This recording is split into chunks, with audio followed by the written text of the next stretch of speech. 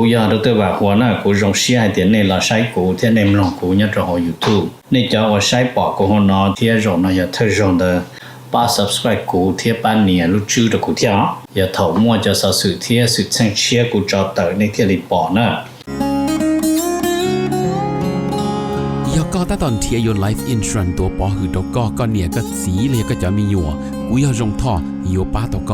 กูม่วนเต้าหอ company 我有在这里的มีอยู่有够จีนูมุจอจะมัวอีจะจ่วยชงจะรวยจะเล่าจีมัวมอจะมัวมอสิลิชาเชียนชากาจีชามัวตอสายอยู่ตกหอชิกัวละเต้าจะหอมัวมอลอสิลิมอเต้ามัวตึงเหมือนเปลือลินชาหลงเต้าลาเปลือเสือมอสโตรกมอ cancer หรือจีจงมอเตเต้าวืรอกูจึงมัวจะ company ใจเต้าก็กูมัวไลเซนตนเต้าลูสเตทมวนเต้าหอ plan term universal ที่ whole life job policy 我ก็ตื้อยวนเดลเลอเอกสารลง bank account เธอย่อ beneficiary จื้อเชียจีมีหยัวจอเทียเชเบเตอร์เทียป้าก็ claim หูตกู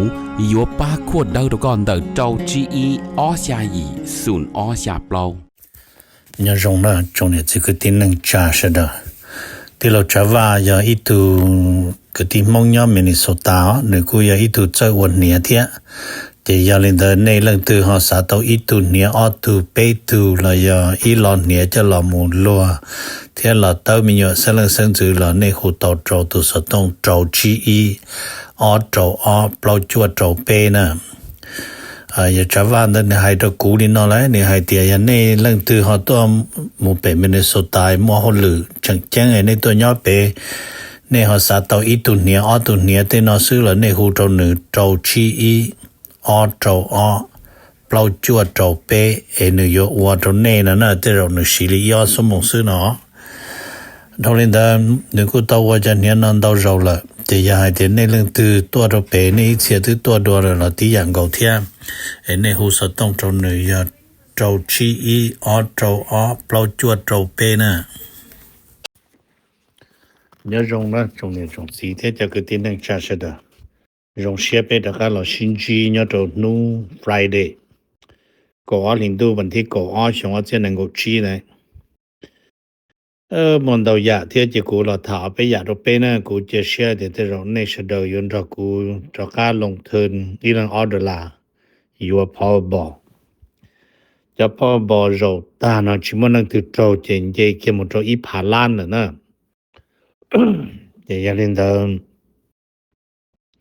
ในจอว่าให้รูโตว่าชื่อป้าสากมหงตะกาหลอดเป็นแต่ป้าทอว่าชื่อก็สากมหงตะกาก็ไปจะมงอยู่จะโตอี$1,000,000เดตุพอบอกเนาะนะ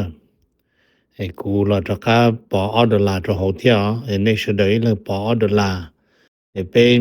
ในจะนอกูนะเที่ยวไปปอเลยนะเชไปถึงติดโตนะอย่าได้ติดโตนะเจกูอย่าในโตจะกันเรียกกูโตนะกูถี่$1ตะกาตัวนี้เราอย่าให้ติดโตนะเจกูอย่าก็ยังเคลียร์เจอย่ากูหายในเด็กก็ที่อยู่นะเจกูมาในตัวเถงเลยเจแล้วก็ไอ้กูหายในเด็กสุดเที่ยไงนะอย่างไงอีไงอ้อนะไงอ้ออย่างในปนนอที่กูปอบ President Trump ให้เตียลูกก็ลินดูนู่วันที่กบเปล่าเนี่ยนู่วันอาทิตย์ย้อนหลอนเนาะใช่ไหมถอเป้มองเตอร์เนจอยาลุ่นนู่สมดูเป็นยอสต้าโซเนจียด้านนอนนู่นนะลุ่นนู่เดี๋ยวจะลีก้าวเกียจีปอนะแต่จีปอจีมาเลยที่ปอเดี๋ยวลุ่นนู่เดี๋ยวเขาอยู่ก้าวมุนเดนบริจานะโอเคแต่ชิมันแล้วจอว่าปอจากคนนอสาที่จะลุ่นนู่เดี๋ยวก้าวนะมาลุงเต้นอยู่ขอว่าน้ำก้อนชายบริชัยเตาเทียนอไอ้กูให้ตัวนี้เสดอให้เตรียมเสริจาลอในป้าทวัดชื่อเที่ยก็ยอดโดนรักกูนะเจรู้ว่าก่อเห็นตัวนุกก็เปล่านะคุณเชิงให้เตรียมไปอยู่จีปอดนู้นเนี่ยนู้นนอเทียนะจะขอเตามาอีวันที่ละนอเจกูยังจีปอดนู้นเดียว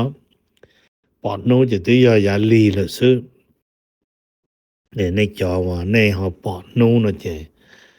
ป้าชัวเช่ปอยอยู่ก้าวที่ให้ในเตียเทียนะไอ้กูถาลินาตัวเปชดเจกูหาชียามัวรู้ว่าเชียละเหตุเนี่ย ku chia la ta to President Trump hai to pe se na no te pe mong plo cho sha la cha na la yin tang mo mong ti shi mo nu mo mong ti shi ai te cha lu ten de pe lu nu so pe ta ho de yo ko yo chi pa ke to pe la no na e ku ho chi pa de ya ne ko no yo ko khon de thia e pe ho yo ri cha thia lu de te na yo lu nu chi je che no no ha hai to to pe na so okay chỉ có một thả của cho sau sự thiết sự tranh nhất rồi họ America tê rồi pe nhất rồi America tê nó lu có liền đâu nu có nó cũng ba một thả tỏ President Trump tôi một nhất rồi tỏ President Trump đó nó chỉ cú show đi nó đấy cú show hay tiệt President Trump nó sai ít đại emergency declaration for Washington flood này thứ bao hay tiệt mua ít cho hốt chùa là hùa Amazonas River nó nữ tụ có tư chừng nhỏ bê xa Asia nè. Ta sĩ nữ lúc ta hậu tư lọ trò bê Seattle, Washington là một trò lúc là Washington State là. Thì do linh đó nữ chừng yếu chán một cái chọn đua trò nụ và nà thịt đó. Mà thịt cổ plong đó trò giá lì mà lì thô á. Ta sĩ nó chế này tư nó hay thế đây nhá Washington State đông đó khó chờ chế bên nó tùng governor nhớ bề lúc là Washington State bề mà nữ lúc bề Hugh Ferguson nữ lúc sẵn nè chế nữ tàu thọ President Donald Trump chế Donald Trump tàu mua state of emergency Boudreaux Governor Ferguson bề Washington State khó nó chạy lý trả như khó nó chạy hay tiết do President Trump xin hay tiền Washington State do state of emergency nó chế chạy hay tiền New York sa phí mà tua thiên cho khổng đó do vắt chế bộ ta lý trả lo nữ mua ít cho special program em một tí cho nhia cho lo khó cho vắt chế đó chế đông biết cái tỷ nữa nè ok chế còn nó Trump xin còn nó bút trong Governor Ferguson về Washington State lúc nào giờ lũ ở mua lũ rõ giờ Seattle Washington tiếp Spokane Washington giờ ta thơ luôn trong cụ tổ bông nhớ trong America tây nữa number on mà thả mình chỉ cho America thiết số America thiết số nó mà số hay đi nó nữa nữa hay tiền China is getting much of what it wants from the US bây giờ nào mà người cô show hay tiền including semiconductor chip. Tại để là cho Russia nó chỉ số sát tàu đã chín từ America. Để số tàu tan cho lý khó số sát tàu nó đấy. Nên để do cho semiconductor chip là số những tàu cho nó tí xì. Để cho sau sự nó tàu do có thì đủ nó có nữa. Mà do vì lý cha nó mà người hay tiền because President Trump move nó to loosen the chip controls. Sai to the President Trump move to loosen semiconductor chip control. Chỉ sai the Trump mua cho chạy hoặc không cho semiconductor chip mua cho số nó mua hoàn nữ xong trong body sản mua to một cho số là nó nè. Number B là thả mình chỉ hay cho America theo Russia.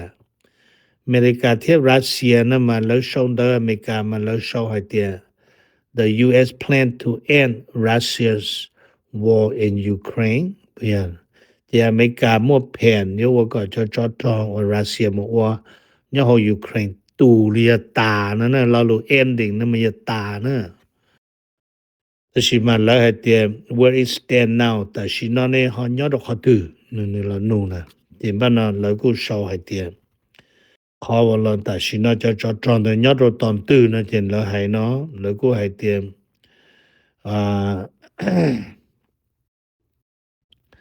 ta chỉ nó mà more furious diplomacy activity between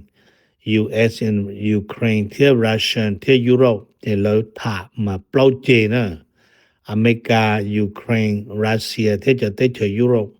mà lấy sĩ thả nhà cưng go thì sĩ mà lấy cô Trump gần đó lấy thả cưng go là thiên nó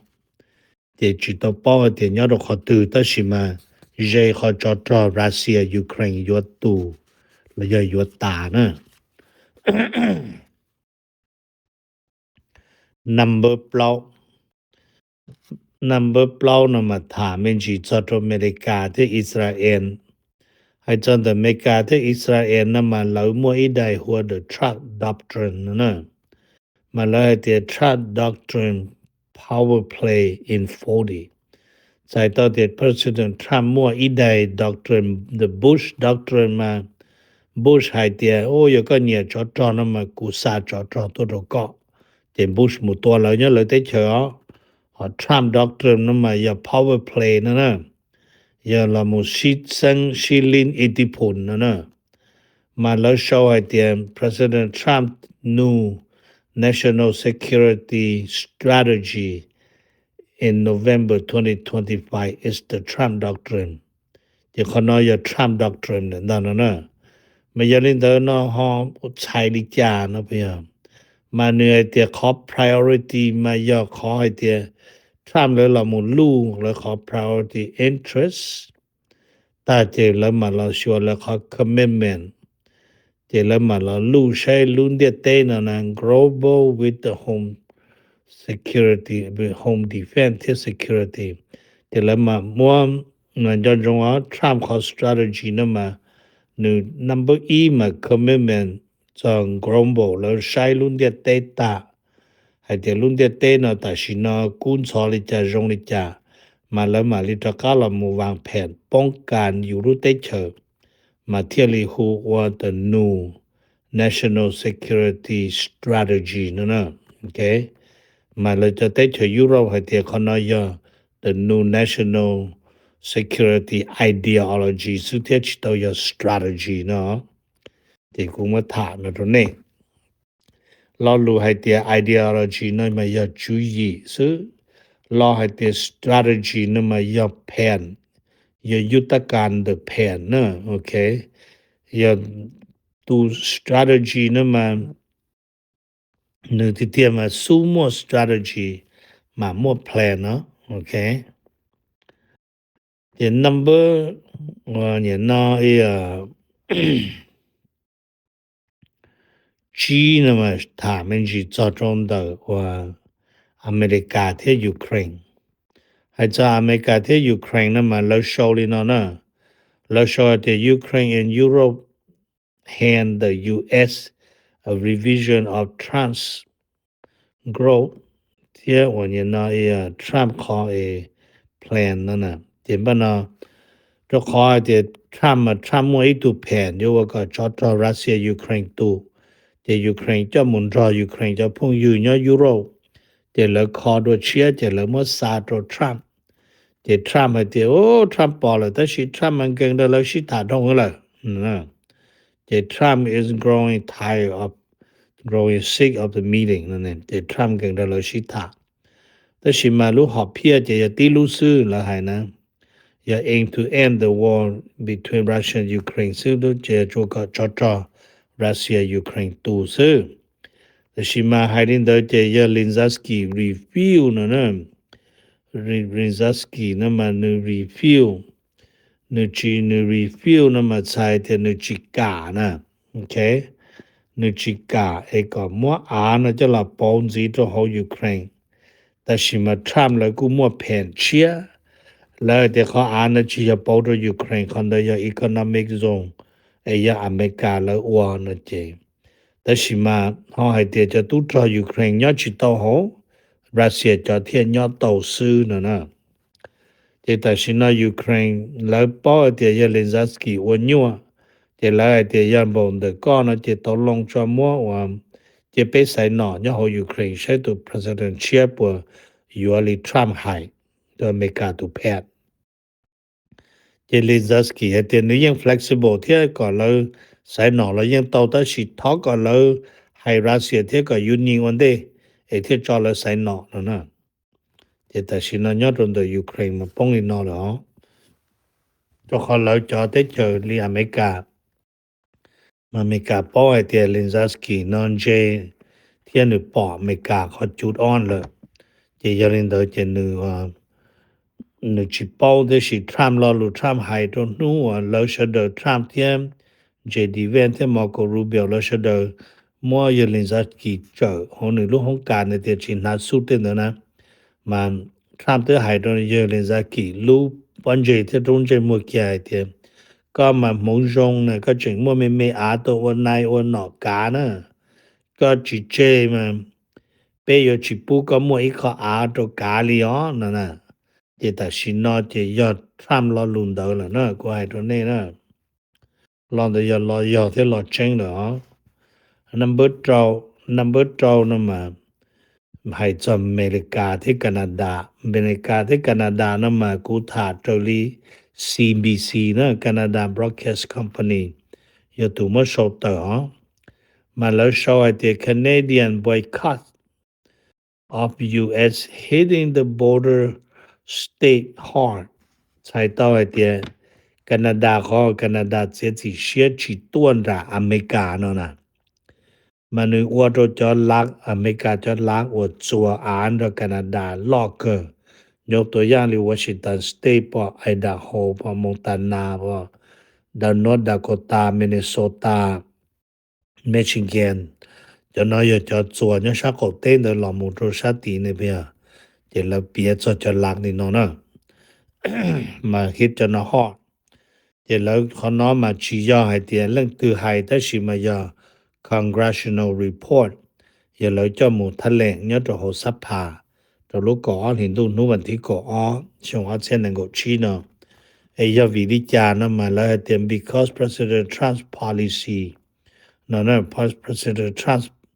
policy hurt American business เนาะจะนึกว่าโตอเมริกาจะล้านลัวตัวจะลักผมบัวรอแคนาดานะตัวแคนาดาว่าตัวอีเชียแคนาดาชีวของอเมริกาชีตัวอเมริกาจะตลาลีเนี่ยnumber 3นะมาถามมันจีให้จะอเมริกาที่เม็กซิโกอเมริกาที่เม็กซิโกนะมาแล้วกูโชว์ลีนอนะแล้วโชว์ไฮเตียว่าเนี่ยนะ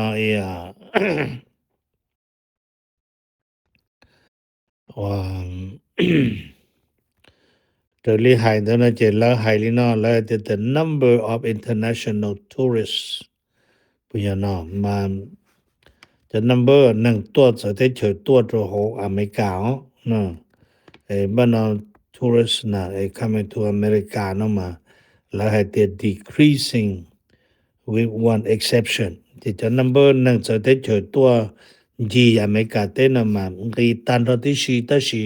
โยเวนอีปานหนึ่งนะโยเวน one exception ขอ exception ได้อย่างเม็กซิโกno ma lo show at the number of Mexican visiting and continue to rise visiting America continue to rise มาใช้ตัวเดียวจะนั่ง Mexican วันเย็นน่ะไม่ตัวใช้ไปแต่จะอเมริกานะมาตัว number จึงยอดระดับเยตาลีนะไรมาแล้วก็ปีมินจีให้เตียเมตแต่ President Trump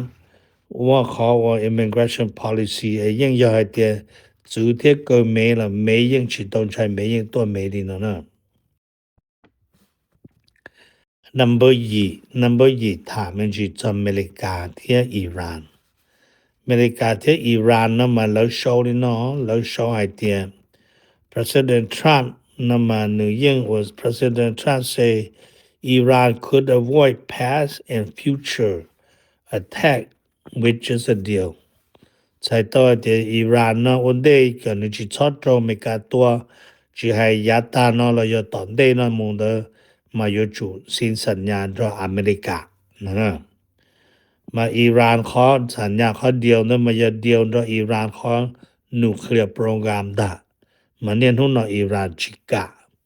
อิหร่านในเดียวเรื่องปรมาณูอยู่อีเรื่องว่าอิหร่านมัวซิตี้เราหัวไรนั่นนะโอเค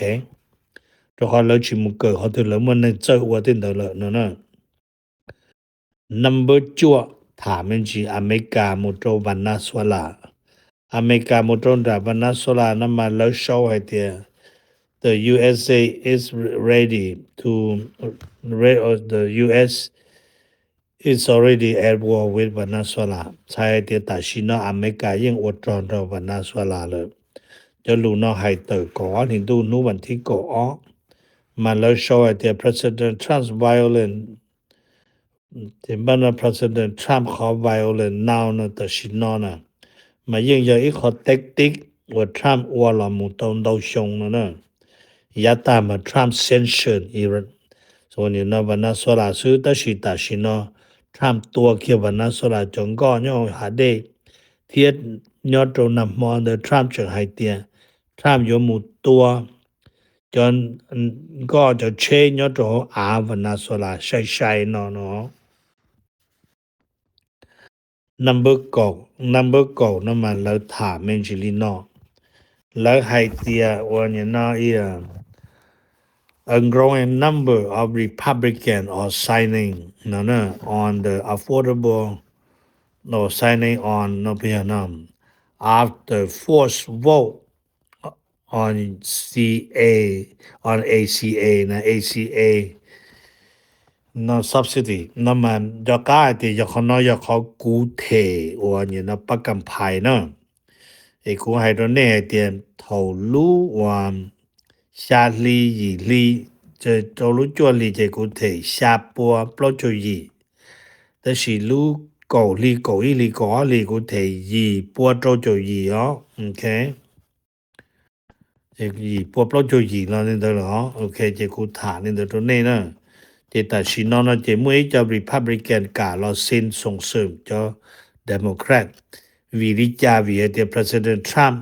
ยังมัวอีก conceptual ให้จะยกวริจา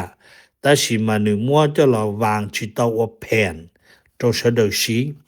แต่ยาลินเดอร์นั้นมาขอให้เดีย affordable และยาโอบามาแคร์นั้นมาหนึ่งยังจึงยาอีกขอว่าจงเจเสดชีภายในเป้ส่งตอนได้นอนจีใช่เราจะ Republican เขามั่วแผนในจากตัวนั่นนะ number go e นะมาถามมันจีให้จอดตรงตัวว่า FEMA นะ FEMA นะมี Federal Emergency Management Agency นะมาแล้วก็โชว์ให้เดีย FEMA aid available to support เนาะ area affected by Washington flood mà chạy到的内亚北 Washington State 的浪的FEMA 因末年某那有某八周了就北也就说是呢 FEMA 莫差的如果领导努问题个想这能够去的那个上面经济还跌考ว่า内亚 Washington State 的嘛有一考了 phenomenon 了胡ว่า Amasperas River 路到后对多中อเมริกาใต้里ไปปอเนาะแต่สิเนาะตื้อลาลอโมโตลิโคโลราโดเนบราสกาจะเนาะแต่สิตุก็ตื้อจึงตัดต่อทบเปลยจอเตเชเอเชียซึมาตูวันนี้เนาะมาวันนี้ตูเด่นตูสมดูเนาะมาที่นี่หลอนนั่นลอดโจวอชิงตันที่มันได้ยาลินเดอเนาะไอ้กูยอดตัวว่ากูถานี่เนาะตัวนี้ไอ้กูเจเชียเตียมตัวเบียเลียนเนี่ยตอนเด่นนะอยู่ไปตัวมงชิตาลินเดอรอรู้ว่านี่นะก็นี่ตัวนู้ก็ปล่อยตัวไปมงเดอลูกนู้จวบปล่อยอีเปลี่ยลิด้านนู้นู้ซื้อไอ้นี่ตะก้าเตอตะก้าหลอกูเจเชียลินเดอนะไอ้กูให้ตัวเนี่ยเดี๋ยวเนี่ยจอว่าป้อว่าจืดเทียเดี๋ยวว่าจืดฐานสีตู้เติบโตหอป้าให้ลินเดอตัวเทียnhớ rồng này被买新制度啊cú giờ đó tôi bảo của nó cú rồng xí hai tiền này là sai cú thế nên lòng cú nhớ trong YouTube nên cho tôi sai bỏ của nó thế rồng nó giờ thay rồng đó ba subscribe cú thế ba nè lúc chưa được cú thế giờ thầu mua cho sự thế sự sang chia cú cho tới nên thế li bỏ nữa